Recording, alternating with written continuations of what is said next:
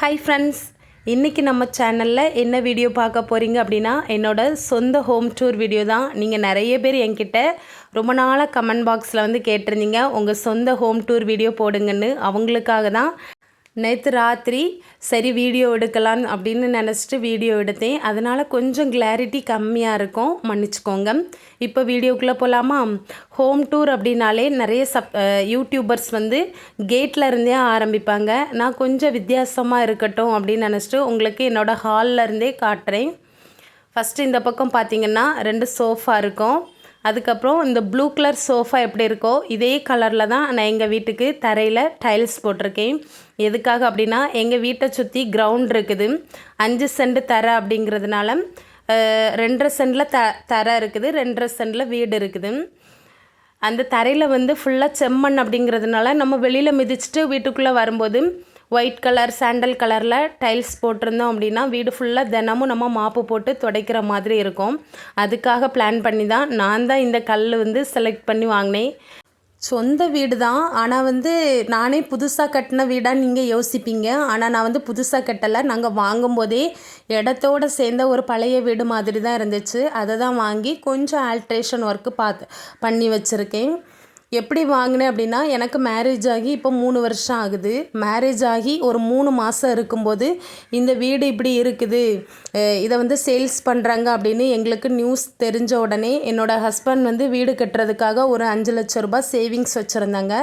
அதுக்கப்புறம் நான் வந்து ஒரு 15 பவுன் நகை கொண்டு வந்திருந்தேன். அதையும் ஃபுல்லாக விற்றுட்டேன். நகை எல்லாமே விற்றுட்டு தான் ஹஸ்பண்ட் கிட்டே இருந்த காசையும் போட்டு தான் இந்த வீடு வந்து ஒரு 20 லட்ச ரூபாய்க்கு நாங்கள் முடித்தோம். ஃபஸ்ட்டு எல்லாருமே அப்படி என்ன அவசரம், இந்த வீடு எதுக்கு வாங்குறீங்க, அதுவும் நகையை விற்று வாங்கணுமா அப்படின்லாம் கேட்டாங்க. நான் ஒன்று தான் சொல்லுவேன். இப்போ நகை இருக்க ரேட்டுக்கு நம்ம வந்து நகையை விற்று ஒரு இடம் வாங்குறத விட பேங்கில் வைக்கலாம். ஆனால் அது வந்து அவரவர் ஹஸ்பண்டை பொறுத்து. சில வீட்டில் ஹஸ்பண்ட் வந்து நல்லா உழைப்பாங்க, நல்லா பாசமாக பார்த்துப்பாங்க. அப்படிப்பட்ட ஹஸ்பண்டை நம்பி நாம் வந்து நகையை வந்து தாராளமாக விற்றுட்டு திருப்பி உடனே வாங்கிடலாம்.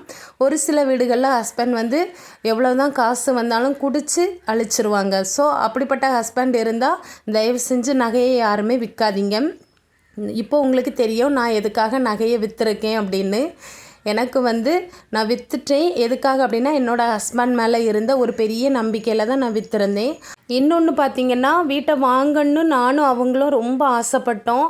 வாங்கணும், கண்டிப்பாக இந்த இடத்த மிஸ் பண்ணிடக்கூடாது அப்படின்னு தான் நாங்கள் வாங்கினோம். அதுக்கப்புறம் என்ன யோசித்தோன்னா வீட்டை வாங்கிட்டு தினமும் அந்த கடனில் இருந்தே மனசு வந்துடக்கூடாது.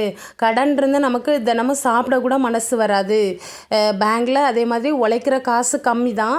பேங்கில் அதுக்கு அந்த உழைக்கிற காசை அப்படியே கொண்டு வட்டியே கட்டிகிட்டு இருக்கக்கூடாது. அப்படின்னா லைஃப் ஃபுல்லாக வட்டி கட்டுற மாதிரியே இருக்கும். எல்லாம் யோசித்து தான் நகையை வந்து விற்றேன். இப்போது வந்து நம்ம கடன் இல்லாமல் ஒரு வீடு நமக்குன்னு ஒன்று அமைஞ்சிடுச்சு அப்படிங்கிறதுனால என்னை நம்பி எனக்கு கடவுள் கொடுத்த இந்த வீடு இருக்குது அப்படின்னு மனசில் வந்து ஒரு நம்பிக்கையோடு இருக்கேன். நகை இன்றைக்கி வாங்கலாம், இல்லைன்னா நாளைக்கு வாங்கலாம். கண்டிப்பாக கடன் இல்லாமல் இருந்தாலே போதும் அப்படின்னு நினச்சிட்டு தான் வீட்டை வாங்கினோம். அதுக்கப்புறம் இப்போ நீங்கள் வந்து அந்த பீரோலாம் பார்த்தீங்கள்ல, அது வந்து பூஜை ரூம். இது வந்து பார்த்திங்கன்னா இன்னும் பூஜை ரூமுக்கு பக்கத்தில் இன்னொரு ரூம் இருக்குது. இங்கே தான் வந்து பெட்ரூம் வச்சுருப்போம். இங்கே வந்து இந்த பெட்ஷீட் விரித்த கட்டில் தான் என்னோடது. அப்புறம் இந்த கட்டில் இங்கே இன்னொரு பீரோ இருக்கும் பார்த்துக்கோங்க. இதெல்லாம் யாரோடதுன்னா என்னோடய ஹஸ்பண்டோட அண்ணனோடது. அவங்க வந்து இப்போ சொந்தமாக வீடு கட்டிகிட்ருக்காங்க. ஸோ கொஞ்ச நாளைக்கு அவங்களோட பொருள் வந்து எங்கள் வீட்டில் இருக்கட்டும் அப்படின்னு சொல்லி வச்சுருக்காங்க. பீரோ, கட்டில், அப்புறம் கொஞ்சம் ட்ரம்மு, அந்த மாதிரி கொஞ்சம் பாத்திரங்கள் எல்லாமே எங்கள் வீட்டில் வச்சுருக்காங்க. ஒரு 5 மாதத்துக்கு எங்கள் வீட்டில் தான் இருக்கும். அதுக்கப்புறம் பார்த்திங்கன்னா இது வந்து நான் வந்து நடு ரூம் அப்படின்னு சொல்லுவேன். இதுக்கு உள்ள மாற கொஞ்சம் இங்கே மாற திரும்பினாலே கிச்சன் வந்துடும். கிச்சனுக்கு வந்து டோர் கிடையாது. இப்படி நுழைஞ்சதுமே வந்துடும். எனக்கு ரொம்ப ரொம்ப ஆசைப்பட்டு நான் வாங்கின டைல்ஸ் தான் இந்த கிச்சனில் சுவரில் ஒட்டியிருக்கக்கூடிய டைல்ஸும். எல்லாருமே நல்லா இருக்குன்னு சொன்னாங்க. எதுக்காக அப்படின்னா நான் வீட்டை வாங்கிட்டு அதுக்கப்புறம் ஒரு 2 லட்ச ரூபாய் போட்டு கொஞ்சம் ஆல்ட்ரேஷன் பண்ணியிருந்தேன். முதல்ல நான் வாங்கும்போது டைல்ஸ் எதுவுமே போடலை. பழைய வீடு அப்படிங்கிறதுனால ரொம்ப வருஷத்துக்கு முன்ன உள்ளது. தரையிலலாம் அங்கே இங்கே கீரெல்லாம் விழுந்து கிடந்துச்சு. கிச்சன்லாம் பார்த்திங்கன்னா கண்ணு கொண்டே பார்க்க முடியலை. ஆனால் நான் இந்த வீட்டை வாங்கி ஒரு 2 வருஷம் அதே வீட்டில் தான் இருந்தேன். இப்போ தான் 1 வருஷத்துக்கு முன்னாடி நான் இந்த ஆல்ட்ரேஷன் ஒர்க் எல்லாமே பார்த்துருந்தேன். சொன்னேன்ல என்னோடய ஃப்ரிட்ஜும் என்னோடய தரையும் ஒரே மாதிரி இருக்கும் அப்படின்னு. இதுதான் கிச்சன். சிம்பிளாக தான் இருக்கும். இன்னும் ஒரு திங்ஸுமே பெரிய அளவில் வாங்கலை. அதே மாதிரி எங்கள் வீட்டில் வந்து பாத்திரங்கள்லாம் பார்த்திங்கன்னா ரொம்ப கிடையாது, கம்மியாக தான் இருக்கும்.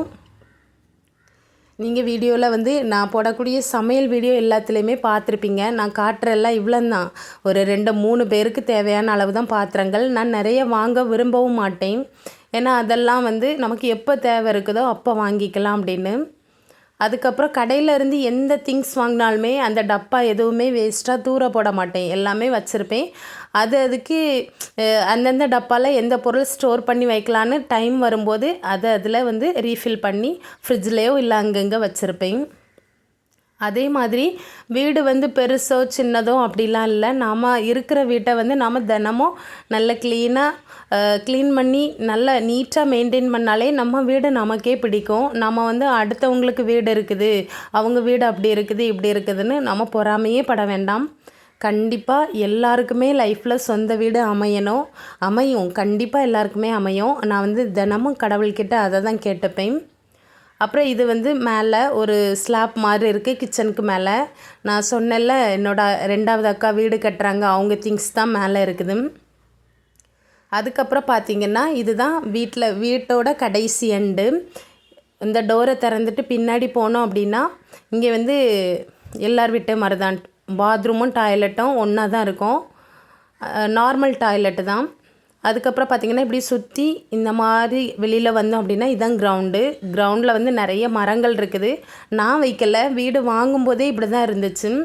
இது பார்த்திங்கன்னா ஒரு பெரிய எலுமிச்சை மரம் தான். ஏற்கனவே கார்டன் டூர் வீடியோ போட்டிருக்கேன், நிறைய பேர் பார்த்துருந்தீங்க. அதுக்கப்புறம் சீத்தா மரம், தென்னை மரம் அப்படிலாம் நிறையா இருக்குது. நான் வந்ததுக்கு அப்புறமா தென்னை மரம் எல்லாமே வச்சுருந்தேன். அதே மாதிரி பிச்சு செடி இது எல்லாமே நான் வந்தப்புறம் வச்சது. எலுமிச்சை, சீத்தா மரம், அதுக்கப்புறம் கருவேப்பிலை, முருங்கை மரம், பப்பாளி மரம் இதெல்லாம் நான் வாங்கும்போதே இருந்துச்சு. அப்புறம் இந்த மாடிக்கு போகிறதுக்கு படிக்கட்டு, நான் இந்த வீடு வாங்கும்போது இந்த படிக்கட்டுலாம் கிடையாது. இப்போ ஆல்ட்ரேஷன் ஒர்க்கு பண்ணும்போது இந்த படிக்கட்டெல்லாம் நான் எடுத்து கட்டினேன். அதனால தான் 2 லட்ச ரூபாய் ஆயிட்டு. இதுதான் ஃப்ரண்டில் இப்படி தான் இருக்கும். என்னோடய ஹஸ்பண்ட் வந்து இப்போ ஆல்ட்ரேஷன் பண்ண வேண்டாம், கொஞ்சம் ஒரு 10 வருஷம் இருப்போம், அப்புறம் புது வீடு போடலான்னு சொன்னாங்க. நான் தான் இப்போ விலைவாசி போகிற ரேட்டுக்கு வீடெல்லாம் ஒன்றும் போடாண்டாம், இருக்கிற வீட்டை நம்ம நீட்டாக ஆல்டர் பண்ணிட்டாலே போதும், நம்ம பிள்ளைங்க காலத்தில் வேணால் அவங்களுக்கு தேவைன்னா வீடு போட்டுக்குவாங்க அப்படின்னு சிம்பிளாக கதையை முடிச்சிட்டேன். அப்புறம் இந்த ட்ரம்மு எல்லாமே என்னோடய அக்காளோடது தான். வெளியில் இப்படி ஒரு பெரிய மரக்கட்டில், இந்த கட்டில் வந்து என்னோடய ஹஸ்பண்ட் தான் செஞ்சாங்க. சாயந்தரம் ஆனால் அந்த கட்டிலில் இருந்தால் அப்படி டீ பார்த்து ஜாலியாக கதை பேசுவோம். இவ்வளோ தான் எங்கள் வீட்டு ஹோம் டூர். பிடிச்சா லைக் போடுங்க.